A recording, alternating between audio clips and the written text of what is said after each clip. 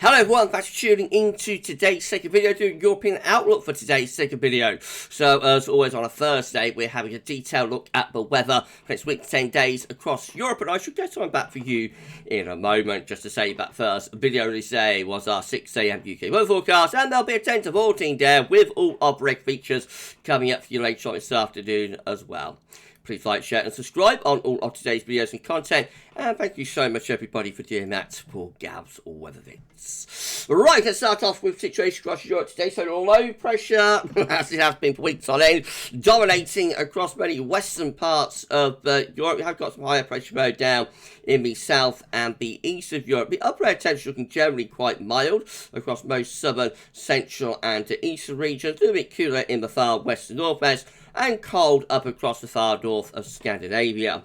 So there's further showers and longer spells of rain in the west through France, UK, particularly into the Low Countries, and pushing northwards into southern parts of Scandinavia as well. And some of that could well turn to snow on the leading edge, bumping into cold air through central parts of Sweden. Further heavy showers and thunderstorms, longer spells of rain through the central bowl of the Med, particularly affecting the Balearic Islands to Corsica and Sardinia. On either side of that, though, quite a bit of dry weather, so much of Spain, Portugal looks dry, as does many eastern parts of the Med. And that dry weather then extends up the eastern side of Europe as well.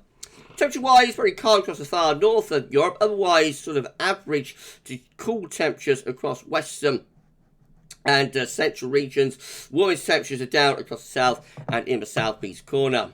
Tomorrow, Friday, will take low pressure through into the North Sea, so just say generally unsettled under low pressure across the north and the west of Europe. High pressure right way over on the eastern side, far east side of Europe, like southwest of Russia, into the Black Sea and to east of Ukraine, will draw up a southerly flow on the eastern side. So the upper air temperatures look very warm, actually, or certainly mild across the eastern parts of Europe. Cooler out to the north and the west, and cold again. Also very far north of Scandinavia. That's where winter, true winter, is residing. Snow showers across the far north of Scandinavia, with showers, longer spells of rain, sleet and snow from through Norway, through central Sweden, over Baltic Sea, in towards some parts of Finland as well. A few showers for the Baltic Sea states of Latvia, Estonia and Lithuania. And then come out to west, you find more heavy showers there through France and into the Low Countries. And also extending eastwards towards Italy. Again, through the central portion of the Med looks quite unsettled. That extends over the Adriatic into towards the Balkans, and some thunderstorms kicking off into Greece as well. Last portion of Spain, Portugal looking mostly dry, and much of Turkey and the eastern Greek islands look pretty dry as well. Very cold across the extreme north of Europe. Otherwise, quite cool temperatures really across many western and northern regions. Again, the warmest temperatures are in the south and in the southeast tomorrow. Saturday, we'll see high pressure begin to take over across Scandinavia. This trough of low pressure sits across northern parts of Poland. A little bit of a ridge building across more western portions of Europe. We have got a lot of low pressure still waiting in the Atlantic. The upper air temperatures are looking quite cool across many central and western regions, and cold again in the far north. Warmer upper air temperatures in the south and also up the far eastern side.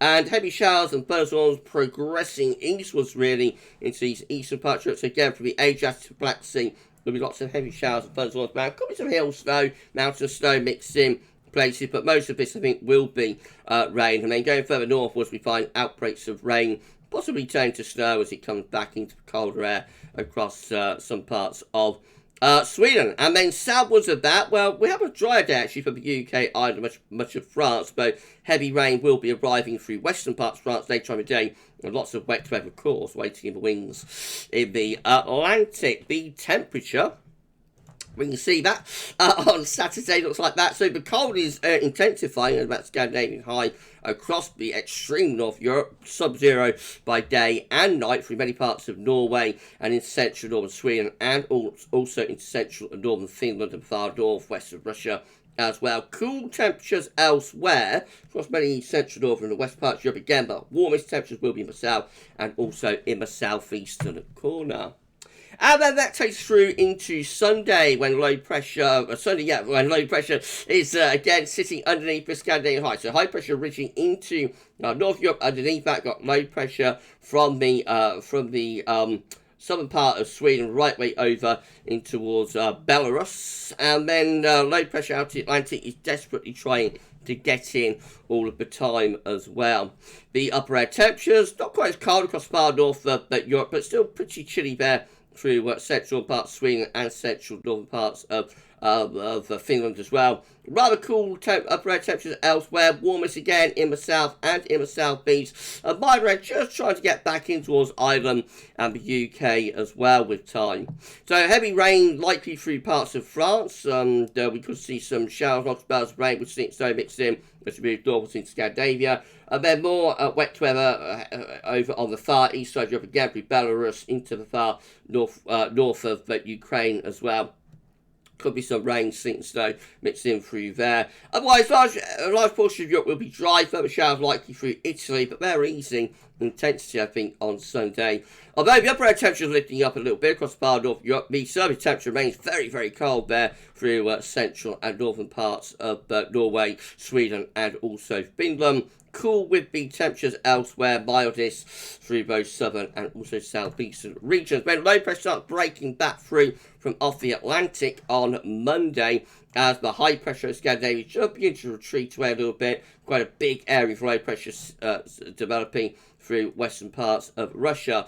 Upper air temperatures with this low starting to pull colder air southwards through northern parts of Europe. But at the same time, milder air is advancing in from off the Atlantic into West Europe. So the upper air temperatures are lifting up through France, UK, and into Ireland as well. So this precipitation here around the Baltic Sea states of Latvia, Estonia, Lithuania, and up into Western Russia, probably turning increasingly to sleet or snow, I think, as we go into the early part of next week. And those cold northerly winds start to dig in around that area of low pressure. Some big thunderstorms and heavy showers likely through Greece and Turkey, as well in the eastern portion of the Med. From Italy westwards, maybe there should be quite a lot of dry weather on Monday. And then wet weather is back in through the UK, Ireland, France, that pushing northeastwards and introducing those milder temperatures. So temperature beginning to lift up across the far west. However, many areas looking quite chilly, and again, much of Scandinavia stands out as being very cold. Low pressure is in control into Tuesday across most of western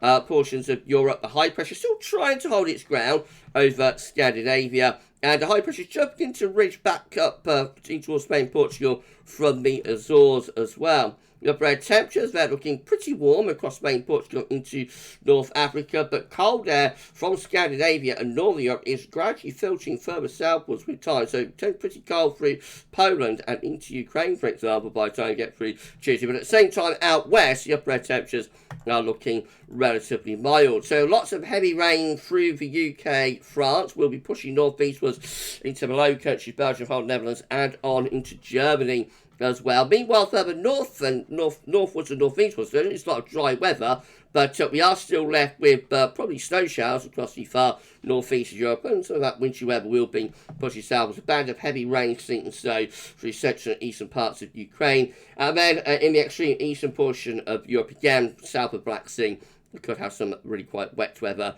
through there. This heavy rain will be pushing to Germany and probably turning to snow as it moves into colder air later on into Poland, which is southern Europe looking mainly dry, and temperatures on Tuesday, so mild in the west, especially through France, Spain, Portugal, and into the Low Countries, also into the UK, certainly southern parts of England and Wales anyway, but again cold, very cold across Scandinavia, and colder through these eastern and northeastern regions.